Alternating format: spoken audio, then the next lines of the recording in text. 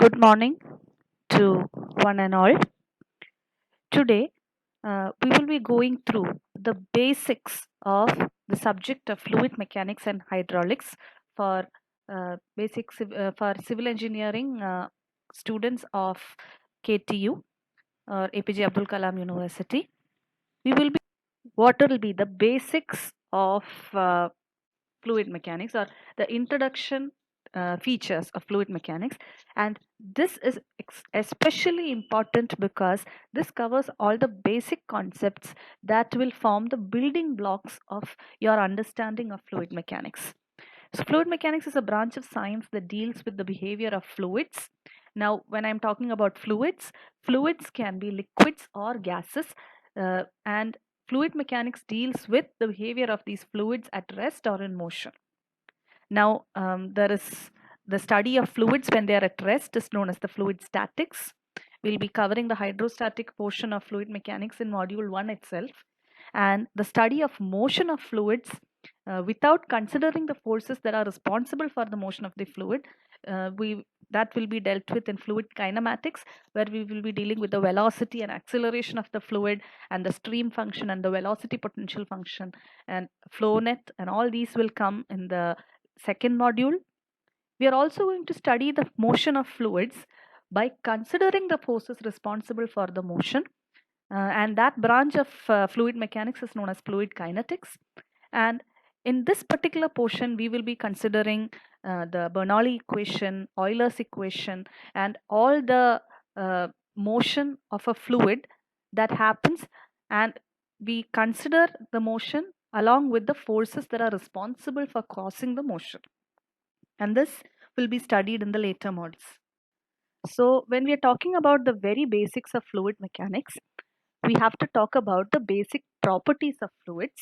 And the first and the most important property of a fluid is its mass density, or simply called density, that is designated by rho. The symbol for density is rho. Density, as we all know, now density is not an alien concept, it's something that we have studied even from school. And so density is nothing but the ratio of mass by volume. So the mass of the fluid divided by the volume of the fluid will give us density of the fluid. The unit of density, since it's mass by volume, would be kilogram per meter cube. Now one very important concept or one very important value that we have to keep in mind is the density of water, especially in civil engineering fluid mechanics, because in civil engineering fluid mechanics we will be dealing with mainly with the fluid known as water, and so the density of water is a very important value that has to be kept in mind and never forgotten. Density of water is 1000 kilogram per 1 meter cube. That is, in 1 meter cube tank, if you fill it completely with water, it would weigh 1000 kilograms. The next important concept in fluid mechanics is known as specific weight or weight density. So just like the name suggests, weight density is nothing but weight divided by volume. If mass density was mass divided by volume, weight density would be weight divided by volume. The unit of weight is Newton, and hence the unit of weight density would be Newton per meter cube, and it's denoted by the small symbol of W, small w. So again, if we want to find out the relationship between the specific weight and the mass density, small w is given by weight of the fluid divided by volume of the fluid. Weight of a fluid is described as mass into acceleration due to gravity, mg. So small w would be mg divided by volume. Mass divided by volume we know is density rho, and so small w would be rho into g. That is, if we know the density, we can find out the weight density by simply multiplying it with the acceleration due to gravity value g. The third basic uh, the third basic thing that we should know in fluid mechanics is specific volume. Specific volume is basically the reciprocal of density. It is defined as ratio of volume of the fluid to its mass. That is, specific volume would be defined as volume divided by mass. If since mass by volume is density, specific volume would be 1 divided by rho. and hence the unit of specific volume would be understandably the reciprocal of the unit of density, that is meter cube divided by kilogram. Fourth and most important aspect, or something that we would be using throughout, is the specific gravity of a fluid. Now, specific gravity is defined as the ratio of a density of a given fluid to a density of a standard fluid. It's basically it's also called relative density. So, density of our given fluid to the density of a standard fluid. Now, standard fluid usually is taken to be water. And so, specific gravity would be the density of the fluid divided by density of water. So, if it is taken in the units of kilogram per meter cube, specific gravity would be density of fluid divided by 1000, because we know that density of water is 1000 kilogram per meter cube. Now, specific gravity is a dimensionless constant, and understandably so, because we are taking the ratio of two similar physical things, density divided by density, and so understandably specific gravity is dimensionless. It has no dimension. Also, if the density of a fluid is 3000 kilogram per meter cube, its specific gravity would be 3. Now, specific gravity is important from this point of view, that if the specific gravity is less than 1, if a specific gravity of an object is less than 1, it implies that the density of that object divided by the density of water is less than 1, which means that the density of the object would be less than the density of water. And thus, any object that has specific gravity less than 1 would float in water, whereas any object that has specific gravity greater than 1 would sink in water, because its density would be greater than the density of water. So, specific gravity can also be used in understanding whether the body is going to float in water or whether the body is going to sink in water. And this will prove to be important in the later modules, and so we can keep this in mind. Now let's move on to some numerical problems. Calculate the specific weight, density and specific gravity of a 1 liter of a liquid which weighs 7 Newton.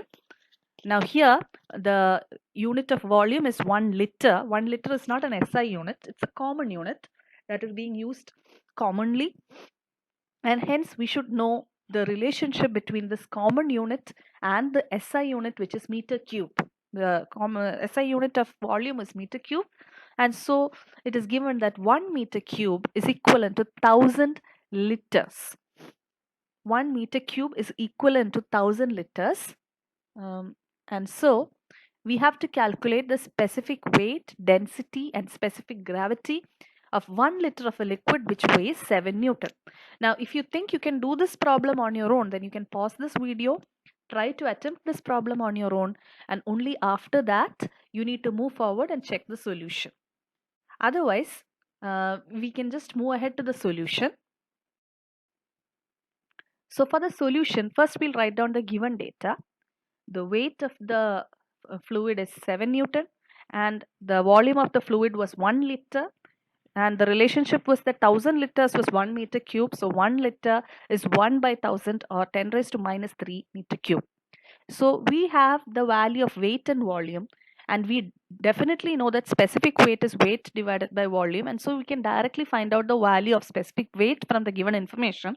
But we have also been asked to find out the density as well as the specific gravity. So moving ahead, specific weight is weight of the fluid divided by the volume of the fluid. So 7 divided by 10 raised to minus 3, two given quantities, and so we can get the specific weight to be equal to 7000 Newton per meter cube, because as you would remember, the unit of specific weight was Newton per meter cube. Now, once you get specific weight, how to find out density? Now, we know a relationship that relates specific weight and density, W and rho. We know that specific weight is given by rho into G. And so, since G is a constant, we can easily find out the value of rho or density to be W by G. 7000 divided by 9.81, and so the density comes to 713.5 kilogram per meter cube. The unit of density, as you would remember, is kilogram per meter cube. Now, it's very important to remember to write down the units along with the quantity. So a physical quantity, whenever you answer any question, is incomplete without the units, and The units are a very, very important part of the quantity itself. So unless and until a quantity is dimensionless, please make it a point to write down the units of the quantity along with it. For example, Newton per meter cube for specific weight and kilogram per meter cube for density. Now, once you find out density, the next quantity that you're supposed to find out is specific gravity. Now, specific gravity is a very simple quantity. Because specific gravity is also known as relative density, that is the density of the fluid divided by the density of water. And we know the density of water is 1000 kilogram per meter cube. And so specific gravity would be 713.5 divided by 1000 or 0.7135. And as we all know, specific gravity is dimensionless. And hence the solution to our question. So these are the basics. Usually for fluid mechanics questions, you never get questions like this or only like this for your exams. But then you cannot start any question without working out these details. So this would be the beginning or the starting portion of any numerical question in fluid mechanics, maybe to find out specific gravity or to find out density or to calculate specific weight.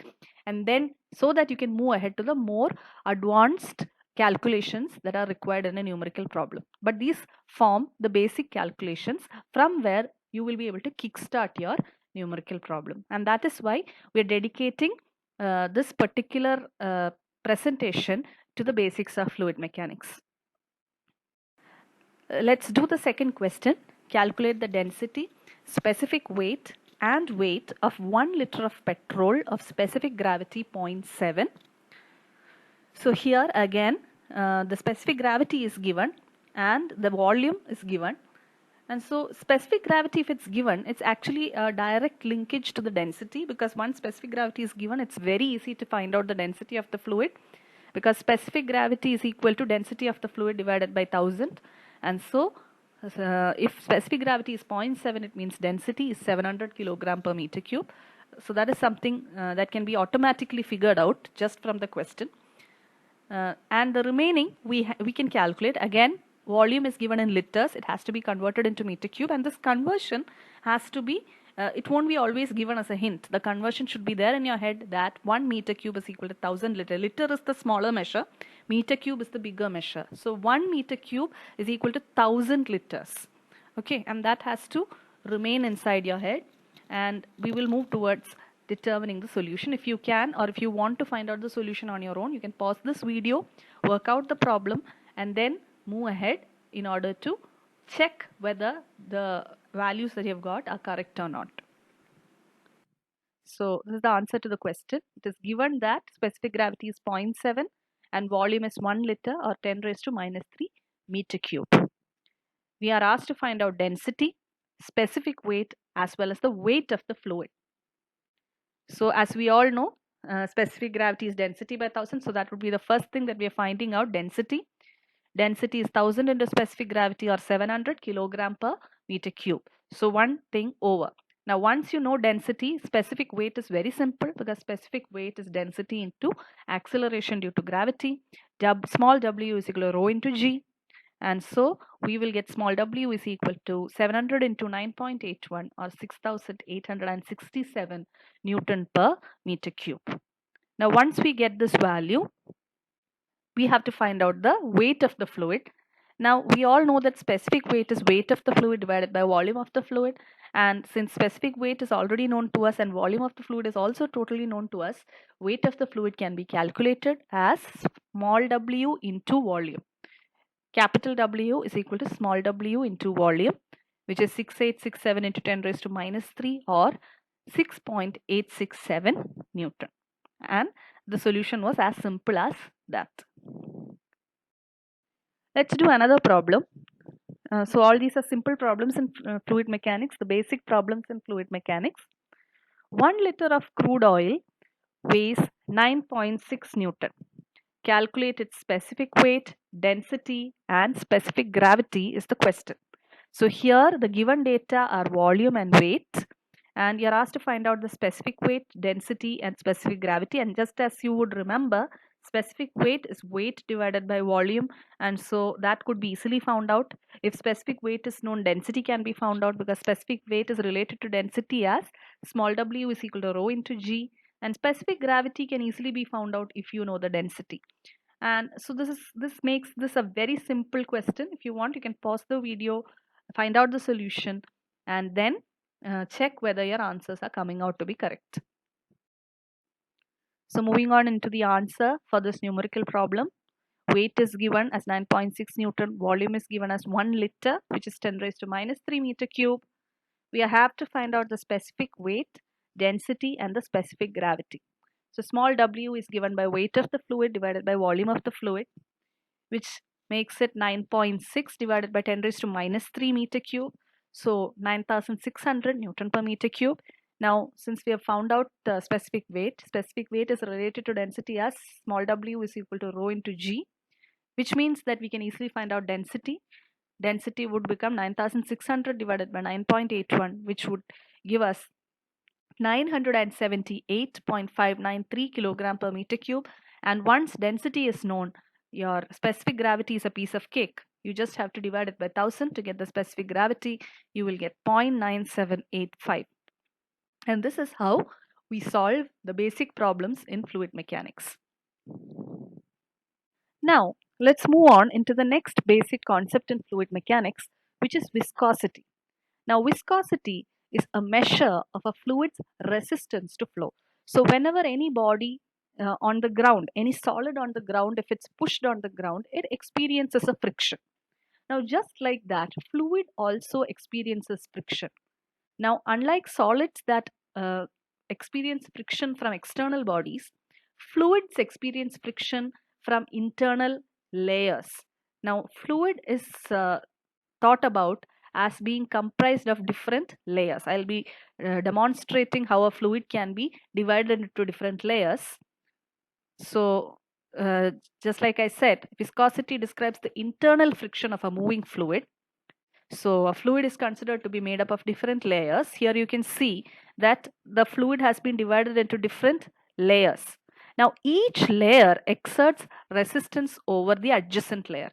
So if you take the second layer over here, both the bottom layer as well as the top layer is actually trying to resist the motion of the middle layer, and they're pulling it back, and that constitutes friction in fluid flow. Now, instead of calling it fluid friction, we give it a fancy name. It's called viscosity or fluid viscosity. So, any liquid, whenever it has any resistance to flow, we call the liquid as a viscous fluid. Okay, it's a viscous fluid when it experiences friction from within. For example, if you take wax, candle wax, you can see that the flow of candle wax is not as easily possible as the flow of water. And this is because the internal friction in fluid wax is much greater than the friction inside water. Okay, so viscosity is defined as the property of a fluid which offers resistance to the flow of one layer of fluid over another layer of fluid. So it does not allow the layer on top of it or bottom of it to flow properly. It tries to pull it back. And that is known as fluid viscosity. So viscosity property is maximum at the bottommost layer for flow happening. Since the flow happens in different layers, the property of friction affects the bottommost layer at its maximum, and the topmost layer is affected minimum. So the effect of viscosity is actually decreasing as we move up in a fluid. So the bottommost layer of the fluid experiences maximum viscosity, and the topmost layer of the liquid or the fluid experiences least viscosity. And so the velocity of flow is minimum at the bottom because there is maximum friction at the bottom. Velocity would be minimum at the bottom, but the velocity tends to increase as we move up in a fluid. Because the viscosity property is decreasing in the upward direction, the velocity will increase in the upward direction. Now, if I plot the velocity of flow with the depth of flow, I will get what is called a velocity profile. I'm going to draw a graph of the velocity of flow versus the depth of flow. So this is the cross section of a channel through which flow is taking place, and y is the depth of the channel. And here you can see I have plotted a graph between the depth of flow and the velocity of flow. So here you can see that the velocity is minimum at the bottom, but it is increasing as it moves up. So the velocity keeps on increasing as we move up in or as we go upwards inside a fluid. Corresponding velocity is found to increase. Now this increase is due to reduction in the property of viscosity as we move up inside a fluid, and that is known as the velocity profile. This particular thing is known as the velocity profile, where we show the change in velocity of flow with the depth of flow. Now, whenever there is a property like fluid viscosity, we also have to bring about some mathematical equation that represents viscosity and how it affects velocity and how it affects the other properties of the fluid, so on and so forth. And so Newton brought about a law known as Newton's law of viscosity. Now, what Newton said was that shear stress on a fluid element layer is directly proportional to the rate of shear strain in the same fluid element layer. Now, when you're talking about shear stress, Newton meant the shearing that is taking place between the layers of the fluid. As you know that the fluid is made up of different layers, and the shearing that takes place between the layers is known as shear stress, or the stress due to shearing that takes place between the fluid layers is called the shear stress. And due to this shearing, there is a shear strain. Now, the shear strain in a fluid is completely different from shear strain in a solid. Now, as you know, shear strain in a solid can be defined as the angular displacement that is provided in a solid. However, in a fluid, shear strain can be described as the change in velocity due to the viscosity property, that how much velocity will change as we move up in a fluid. That is known as the rate of shear strain in a fluid element layer. So strain in fluids is described by change in velocity with change in depth. That is du by dy, where du is the change in velocity and dy is the change in depth. Because how viscosity affects the velocity as we move up in a fluid can be directly described by how velocity is affected due to this viscosity, and that is why strain in fluids is described as du by dy. And so, according to Newton's law of viscosity, which says that shear stress is proportional to shear strain, tau is directly proportional to du by dy. If we get rid of the proportionality sign and insert a constant into it, we will get tau, which is shear stress, is equal to mu into du by dy, where mu is the constant of proportionality, and this constant of proportionality mu is called the coefficient of dynamic viscosity. Now, if you want, you can actually do a dimensional analysis on this equation to find out what are the units of mu, or coefficient of dynamic viscosity. And if you do that, you can find that the coefficient of dynamic viscosity mu has units of Newton second per meter squared. This is because shear stress has a unit of Newton per meter squared, and du by dy would be meter per second divided by meter. And when you find out the unit of mu will be found to have the units of Newton second per meter squared. Another very common unit, just like liter is a common unit for volume against its SI unit of meter cube, a common unit for dynamic viscosity mu is known as poise. And usually questions will have numerical values described in the term of poise. So 10 poise is said to be 1 Newton second per meter squared. This is the conversion factor for the common unit poise and the SI unit Newton second per meter squared. Now, while we are studying the coefficient of dynamic viscosity, we also need to study another term known as kinematic viscosity, represented by the Greek letter nu. The letter in the bracket is the Greek letter nu. Okay, and kinematic viscosity is described as the ratio between dynamic viscosity and density of a fluid, that is mu divided by rho. That is what is kinematic viscosity nu. If you want, you can find out the dimensions of kinematic viscosity by doing a dimensional analysis. You can pause the video and try to find out the dimension of kinematic viscosity nu. It comes out to be meter squared per second, because mu has units of Newton second per meter squared and rho has units of kilogram per meter cube, and Newton can be replaced as force is equal to mass into acceleration, so kilogram meter per second squared, so that common terms get cancelled off, and the unit of kinematic viscosity nu comes to meter squared per second.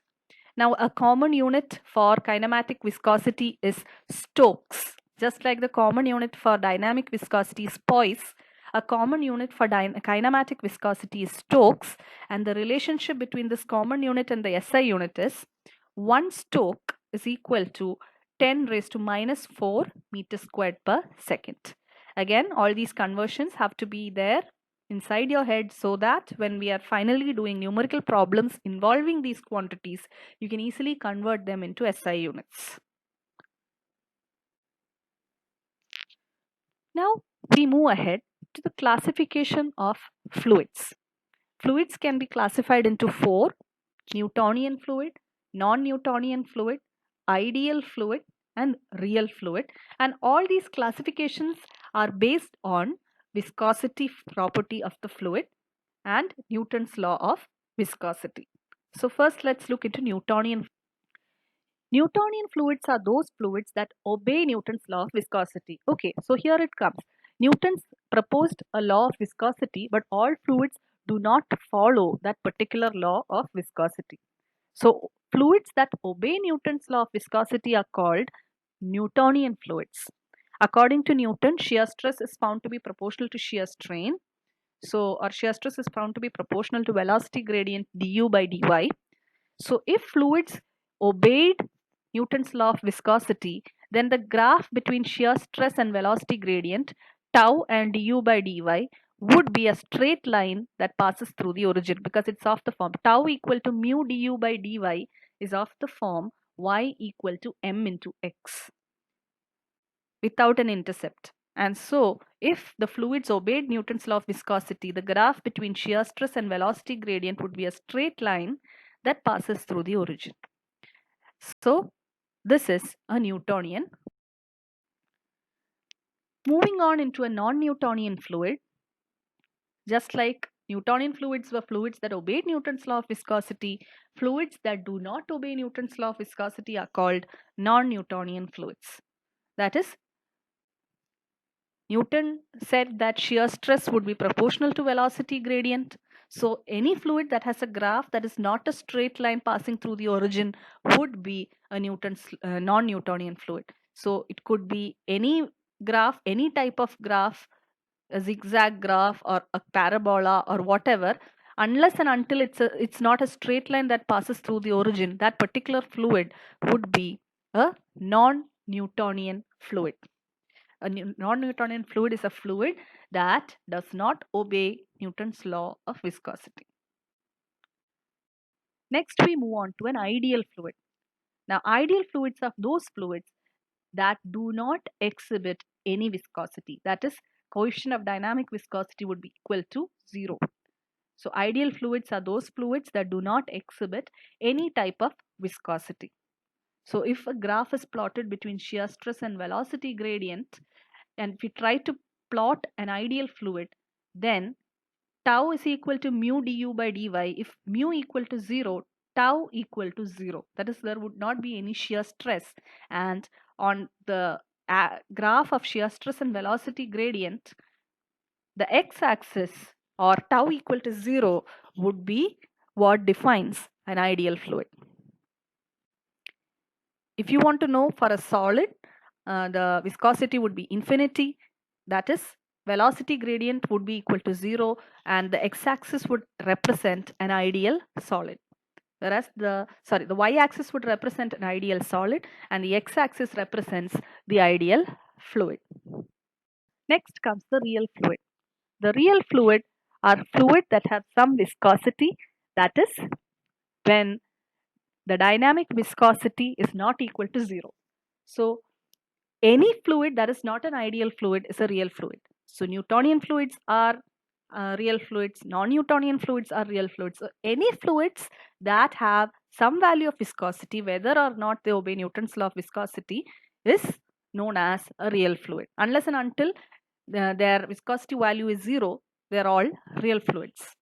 And so on a plot of shear stress versus velocity gradient, this is the graph for a Newtonian fluid, but it's also a real fluid because it exhibits viscosity. Now, this is the graph of a non-Newtonian fluid. This also is a real fluid. So, any fluid that exhibits some value of viscosity is known as a real fluid. So, in this presentation, we have dealt with maybe very basics of fluid mechanics, and these basics are maybe very simple, but they are required that it is required that you understand these details, these concepts in detail, because when we are moving ahead into all the advanced topics in fluid mechanics, these concepts play a very important role in understanding many pivotal things in fluid mechanics. So I hope this presentation was simple to follow, and that you have understood it. Thank you.